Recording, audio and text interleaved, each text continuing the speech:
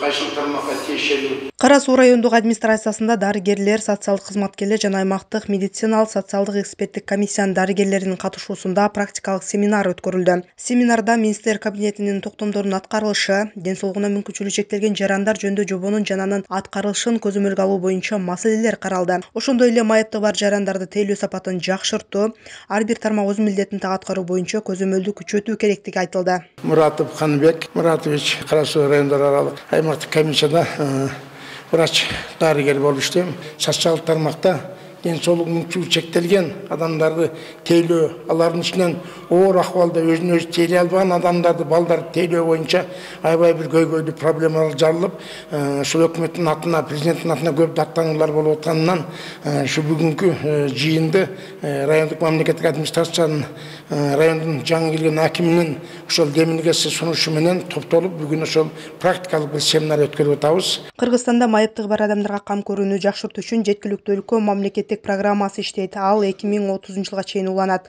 Учурда Кара Суу району боюнча жалпы 2000ден ашуун майыптыгы бар жарандар каттоодо турат. Жеткиликтүү өлкө мамлекеттик программасынын алкагында ушул жарандарга тиешелүү медициналык, социалдык жардамдар көрсөтүлүп келүүдө.